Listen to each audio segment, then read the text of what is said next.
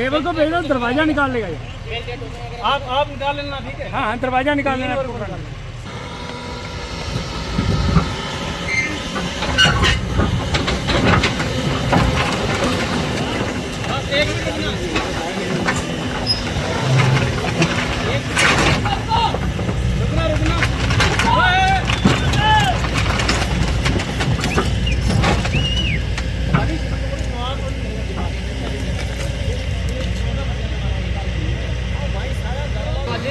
दरवाजा बचा लो यार।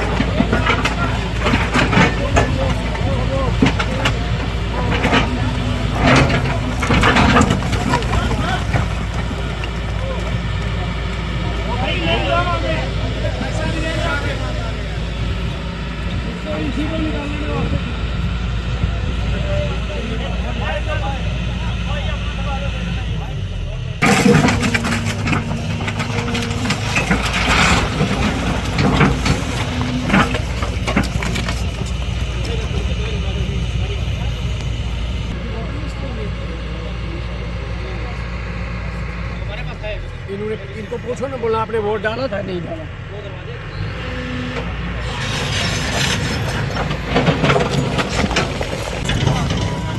हम तो आपके साथ हैं, आप आगे आगे हैं, हम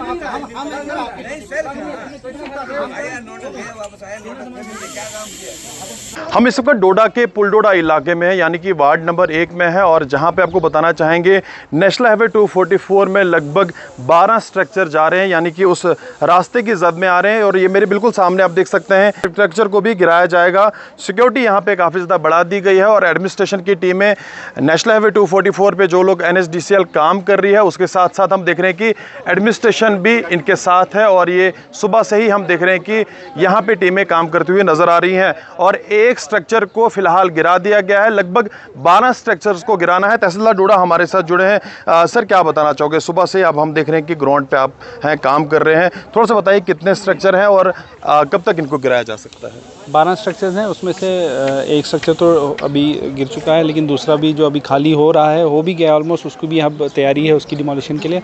बाकी जो कुछ लोग हैं हमसे टाइम मांग रहे हैं सामान खाली करने के लिए अपने स्ट्रक्चर्स के लिए, तो जो ही वो खाली होते हैं तो हम वहाँ से डिमोलिशन भी शुरू हो जाएगी। मेन मकसद इन स्ट्रक्चर्स को गिराने का क्या है? कि नेशनल हाईवे के अलाइनमेंट में आ रहे हैं, तो हाईवे का काम रुका हुआ है इनकी इसी वजह से, तो जो ही ये खाली होती हैं तो नेशनल हाईवे का काम यहाँ से शुरू हो जाएगा। कुछ लोग एतराज़ कर रहे थे ये फॉरेस्ट लैंड नहीं है, थोड़ा सा क्लियर इस चीज़ को कीजिएगा। हमने अभी तक जो जाना है कि ये फॉरेस्ट लैंड ही है।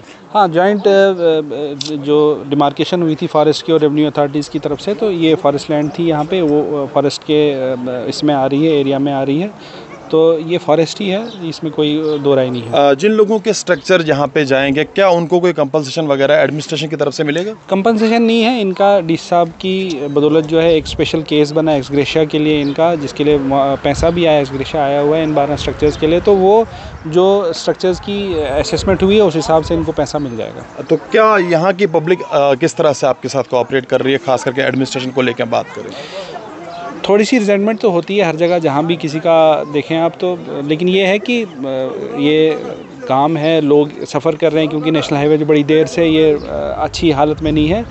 हाईवे तो बनना ही बनना है, इसमें कोई दो राय नहीं है, लेकिन ये है कि जल्दी कुछ लोग ये भी एतराज़ कर रहे हैं कि हमें बहुत कम पैसा मिल रहा है, जब तक पूरा पैसा हमें नहीं मिलेगा तो तब तक हम इस मकान को खाली नहीं करेंगे। देखिए, ये कंपनसेशन नहीं है, जैसे मैंने आपको कहा, this is x gratia. X gratia एक काइंड का रिलीफ होता है कि चलें इनके स्ट्रक्चर्स जा रहे हैं, काफ़ी देर से यहाँ पे सेटल्ड है, तो उस हिसाब से जो उस एक्सग्रेशिया के हिसाब से इनका रिलीफ बना था उस हिसाब से इनका जो है पैसा इनको मिल रहा है। बड़ा इंपॉर्टेंट है। देखिए इसमें हम देख रहे हैं कि कुछ लोग लैंडलेस भी हो जाएंगे, यानी कि जिस शख्स के पास एक ही मकान था उसको अब गिराने जा रहे हैं।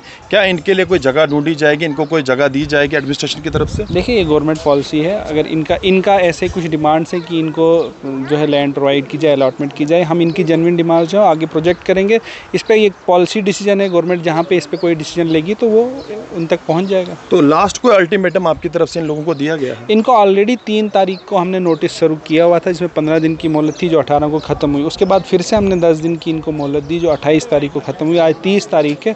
अभी भी जिन लोगों ने खाली किया हुआ है हम जो है उनको नुकसान नहीं पहुंचा रहे। जो सामान उनका बच रहा है उस हिसाब से हम कर रहे हैं ताकि उनको कोई नुकसान ना हो, उनका सामान बच जाए जो वो कहीं और जगह यूटिलाइज़ भी कर सकें। अभी भी कुछ ऐसे स्ट्रक्चर ओनर्स हैं जो हमें बोल रहे हैं कि हमें थोड़ी देर की मोहलत और दी जाए। हम उस हिसाब से देख रहे हैं कि बिल्कुल कॉपरेशन के साथ, ज़्यादा नुकसान ना हो, लोगों में रिजेंटमेंट ना हो, उस हिसाब से हम इस काम को पूरा करेंगे। बहुत बहुत शुक्रिया बातचीत करने के लिए। तहसीलदार डोडा हमसे बात कर रहे थे और 12 स्ट्रक्चर जो गिराने हैं उसको लेके बातचीत हो रही थी कि उस स्ट्रक्चर्स को गिरा दिया गया है और पब्लिक से बार बार अपील की जा रही है कि हमसे कोऑपरेट किया जाए। और ये मेरे ठीक पीछे आप देख सकते हैं सिक्योरिटी के साथ साथ ये जो घर देख रहे हैं आप, इस घर को भी कुछ देर तक गिराया जाएगा। ये सामने आप देख सकते हैं ये ऊपर घर है, 2 छत ये एक घर है, इसको भी गिराया जाएगा। और लगभग कुल मिला के 12 स्ट्रक्चर जो हैं वो आज गिराने होंगे। और जहाँ पर यह भी बताया गया कि एडमिनिस्ट्रेशन अपनी तरफ से इनको रिलीफ भी दे रही है, यानी कि उनको कुछ पैसे दिए जाएंगे ताकि वो अपना रोज़गुज़ार अपना घर चला सकें। और इसके बाद भी देखना होगा कि एडमिनिस्ट्रेशन जिन लोगों के पास लैंड नहीं है क्या उनको लैंड भी प्रोवाइड करती है। हम लोगों से भी बातचीत करना चाहेंगे, उनसे भी जानने की कोशिश करेंगे किस तरह की डिमांड्स उनकी होगी। गुलिस्तान न्यूज़ के लिए वसीम गत्तू, डोडा। हम चिनार मोड़ पे रहते हैं। हमें लगभग यहाँ पे 70-80 साल से ज़ायद हुआ है, लेकिन अब हमें ये मुआवजा ने पहले 48 लाख बनाया था, 65 लाख बनाया था, अब हमें 24 लाख पे कह रहे हैं।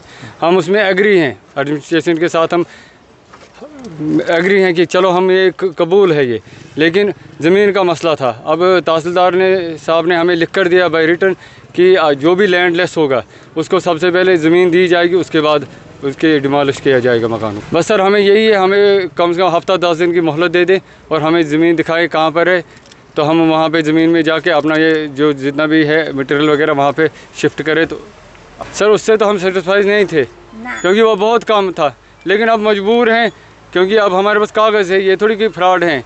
70-80 सालों से बैठे हैं, कागज़ है हमारे पास हर एक। अब हम इसलिए एग्री हो रहे हैं। चलो अरे तहसीलदार साहब ने कहा कि हम 5 मरले आपको ज़मीन देंगे, हमने कहा चलो हम लैंडलेस से हम ये छोड़ देंगे, हम कहीं और बैठेंगे। लगभग कितनी ज़मीन आपको दी जाएगी? सर ये हम 2 भाई हैं, हमें 5 मरले 10 मरलों का वादा किया है, तहसीलदार साहब ने बाई रिटर्न में लिख कर दिया है।